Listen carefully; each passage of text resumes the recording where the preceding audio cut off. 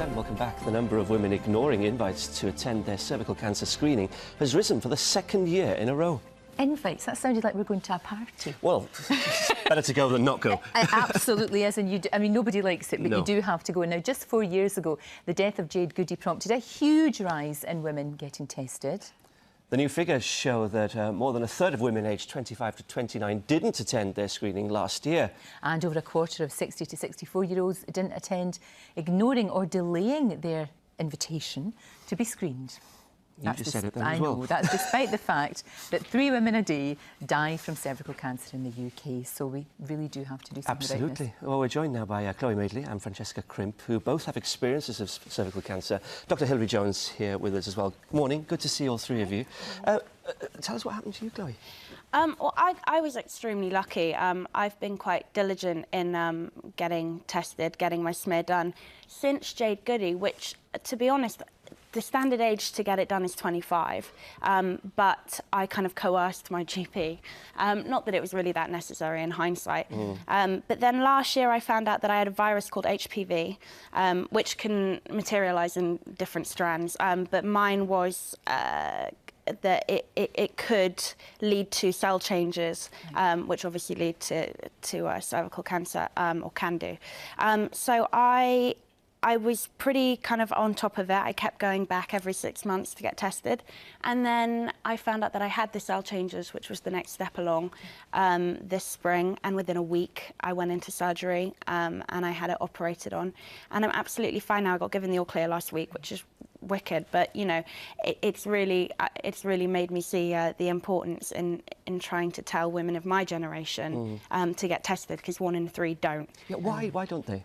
I think it's a really uncomfortable process. I think it's hard for women. It's like the first time you get a wax. You know, it's not comfortable going through that experience. You're very exposed, and it's a little bit uncomfortable. It's not painful, but it's not pleasant. No, it's not. I would agree with you. And you're it's done it, but it has to be done. Now, Francesca, you didn't go for one of yours, and as a result, of course, you did get cervical cancer, and you might have got a warning if you'd gone for that. So how are you now?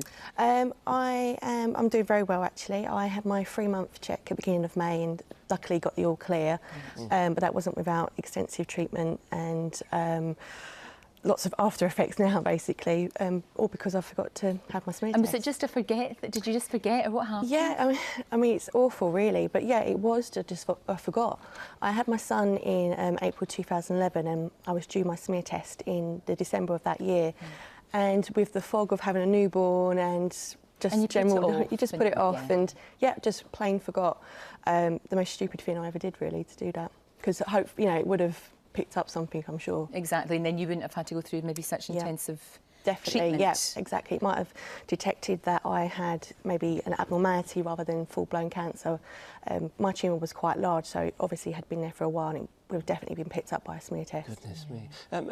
Dr. Hills, what are the symptoms we should be looking for? There often aren't any. That's the problem. That's why screening is so important, because usually there are no symptoms, but irregular bleeding might be one of them. Right. Pain deep inside after sex, for example, or during sex might be a symptom, but usually there are no symptoms at all. So if every woman should be having their screening done every time they get invited to. Now, you know, it is invasive, it is unpleasant, but what does it take? 90 seconds every few years to get that done, and it really does save lives. And the trouble is, cervical cancer is probably the commonest cancer. Well, it is the commonest cancer in women under 35. So a simple test taking 90 seconds could be enough to save your life. So, you know, I would appeal to all that 1/3 of women who don't come for the test to actually think again, have it done. It takes just a very short time.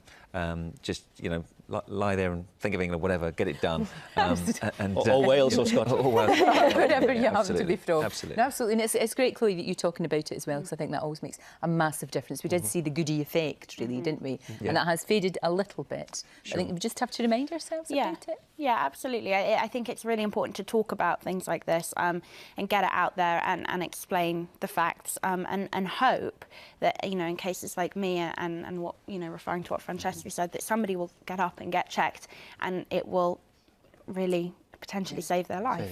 I think there is this feeling that actually it's a test that doctors do for their own gratification, but in fact, this is a test that saves women's lives. And people like Francesca and Chloe, you know, everyone should have it done for them. It's not. It's for them, not for anybody else. Thank you. Thanks for joining us. Glad you're both okay. Thank you very much. Right, coming up, Laura's going to have the weather for us after this week's competition, the chance to win a business class trip to New York.